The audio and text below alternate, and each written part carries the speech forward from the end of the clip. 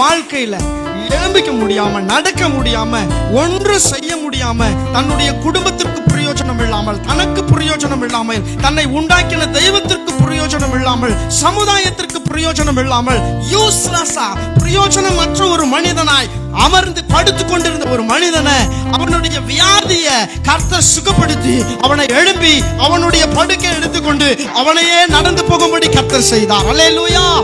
ஒருவேளை இந்த ராத்திரி வேளையில என்னால ஒன்றும் செய்ய முடியல, நான் ஒரு உபயோகமற்றவனாய் பயனற்றவனாய் போனேன் என்று சொல்லி நீங்க உட்கார்ந்து இருக்கலாம். இந்த குடும்பத்துல நடக்கிற பிரச்சனைகளை எல்லாம் பார்த்தும் சரி செய்ய என்னால் முடியவில்லை, இந்த சூழ்நிலைகளை பார்த்தும் இதில் உதவி செய்ய என்னால் முடியவில்லை, இந்த இழப்புகளின் மத்தியில என்னால் இதை ஈடுகட்டி கொண்டு வர்றதுக்கு என்னால முடியவில்லை, ஒரு குடும்ப தலைவனா என்னால் நிற்க முடியல, ஒரு குடும்ப தலைவியா என்னால் இருக்க முடியவில்லை, என்னுடைய காரியங்கள் எல்லாம் அற்று போய்விட்டது, நான் இன்றைக்கு செயலற்ற நிலைமையில் தான் இருக்கிறேன் என்று சொல்லி அமர்ந்து கொண்டு இருப்பீர்கள். ஆனால் இந்த ராத்திரியில ஆண்டவராகிய இயேசு கிறிஸ்து உங்களை பார்த்து சொல்கிறார், எழுந்து படுக்கை எடுத்துக்கொண்டு நட, உன் துக்கம் சந்தோஷமாய் மாறியது. அல்லேலூயா, அல்லேலூயா.